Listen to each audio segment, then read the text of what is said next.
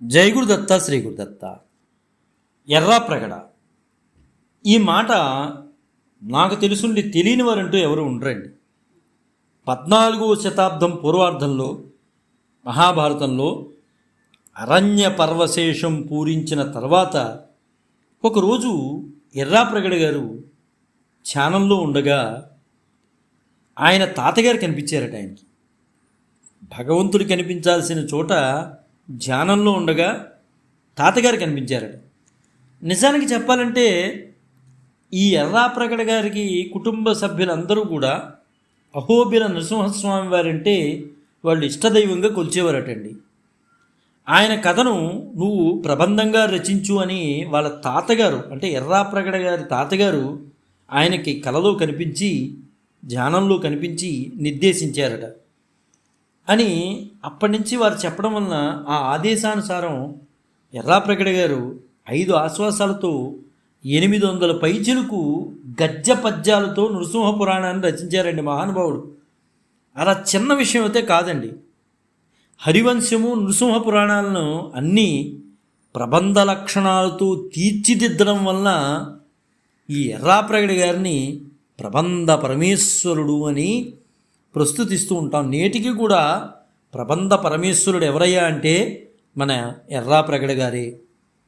సరే, ఇంకా నరసింహావతారంకి వచ్చేప్పటికీ కథ భాగవతంలో ఉంది కదా. పోతన గారి భాగవతంలో ప్రహ్లాదోపాఖ్యానము ఎర్రని గారి నృసింహావతారం కంటే ఎంతగానో ఎక్కువ లోకప్రియం అయిందండి. గొప్పది కాదండి, లోకప్రియం అయింది. అందరికీ పోతన గారు రాసిందే తెలుసు. ప్రహ్లాదోపాఖ్యానంలో ఎర్రని గారి నృసింహావతారం కంటే పోతన గారు రాసింది మాత్రమే ఎక్కువ జనం దృష్టికి వెళ్ళింది. కానీ పోతన గారు చాలా చోట్ల ఎర్రని గారిని అనుసరించారని, ఎర్రని గారిని ఎర్రన పోతనకు అన్నయ్య అని అనవచ్చునని ఎర్రన నృసింహ పురాణాన్ని తన పీఠికలో వెలువరించినటువంటి మహానుభావులు వేలూరి శివరామ శాస్త్రి గారు ఒక మాట అన్నారండి. వారు పీఠికలో రాస్తూ, పోతన గారు ఎర్రనకు కనీసం అర్ధశతాబ్దం తర్వాతి వాడని మనం మాట్లాడుకోవచ్చు.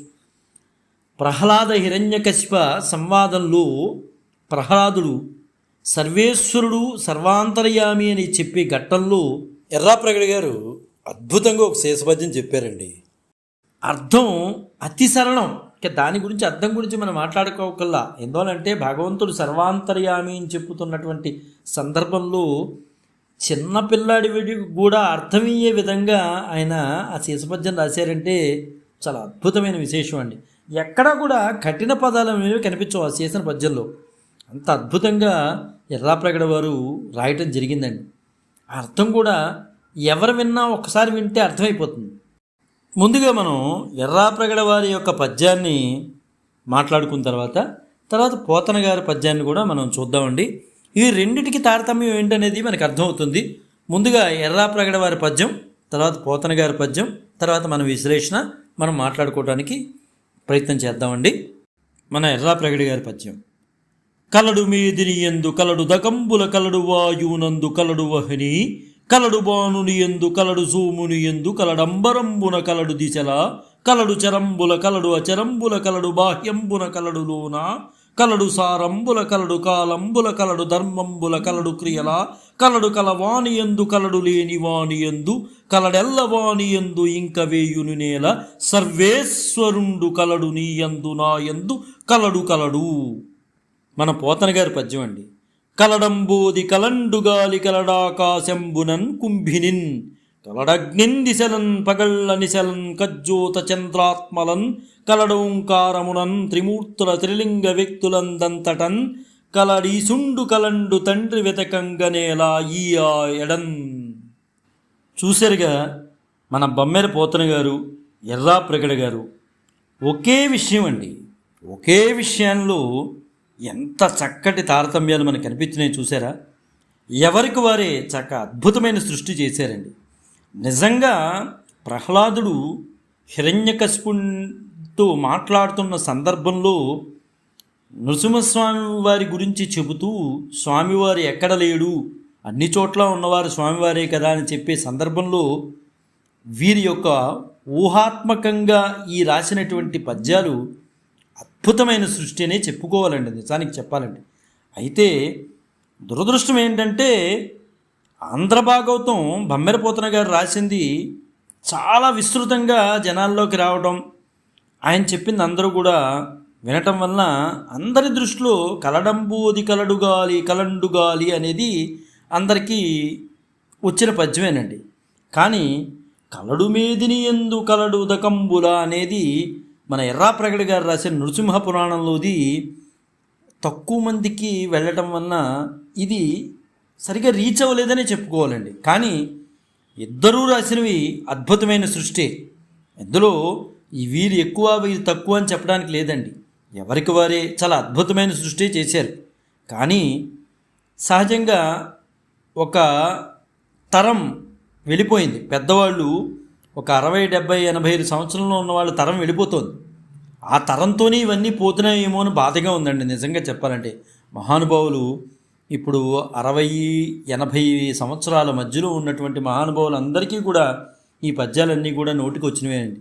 కానీ ఇప్పుడు తరం తీసుకుంటే ఒక 30 నుంచి 50 సంవత్సరాల మధ్యలో ఉన్న వాళ్ళని మాట్లాడితే 100కి 5% కూడా మనకి ఈ పద్య ధోరణి కనిపించదండి. ఇప్పుడు 60 నుంచి 80 సంవత్సరాలు 90 సంవత్సరాల మధ్యలో ఉన్న వాళ్ళని ఎవరిని కదిలించినా ఈ పద్యాలు అలవోకగా వాళ్ళ నోటి నుంచి వచ్చేస్తాయి. మహానుభావులండి వాళ్ళు నేర్చుకున్న స్టాండర్డ్స్ అలాంటివి. కానీ ఇప్పుడు పాఠం చెప్పేవాడికి తెలియనటువంటి పరిస్థితుల్లోకి వెళ్ళిపోతున్నాం.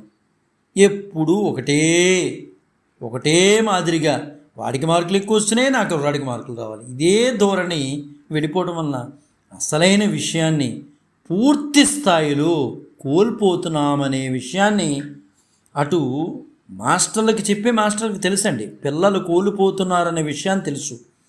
జగమెరిగిన సత్యాన్ని చెప్పడానికి వారు కూడా భయపడతారు. ఎందువలంటే పేరెంట్స్ కోరుకునేది మార్కులు, ఆ మార్కుల కోసమే వాళ్ళు తపన పడతారు. వాస్తవానికి చెప్పాలంటే సబ్జెక్టు వేరు, మార్కులు వేరు. సబ్జెక్టు పరిపూర్ణంగా అందించలేక మార్కుల్ని బలవంతంగా అందించాల్సిన పరిస్థితులు నేటి సమాజంలో విద్యా వ్యవస్థలో చూస్తున్నాం. దురదృష్టకరం.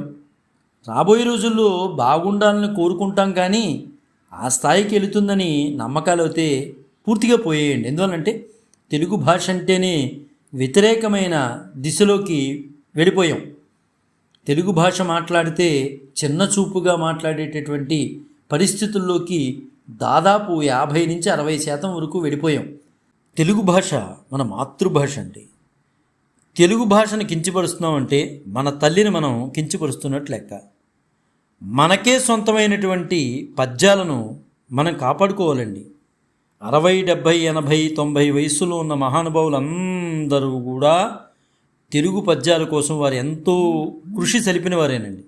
కనీసం ఇప్పుడున్న తరం 30 నుంచి 50 సంవత్సరాల లోపల ఉన్నవారు వాళ్ళు అనుసంధానించినటువంటి అంశాన్ని మనం పట్టుకుని ముందుకెళితే ఆ తెలుగు పద్యం రుచి అనేది భావితరాల వారికి తెలుస్తుంది. అది తెలిసే ప్రయత్నంలో మనందరం కూడా సమిధులు అవుదామని కోరుకుంటూ, జై గురుదత్త శ్రీ గురుదత్త శ్రీపాద శ్రీవల్లభ చరణదాసుడు మానికొండ రాజశేఖర శర్మ రాజమహేంద్రవరం. స్వస్తి.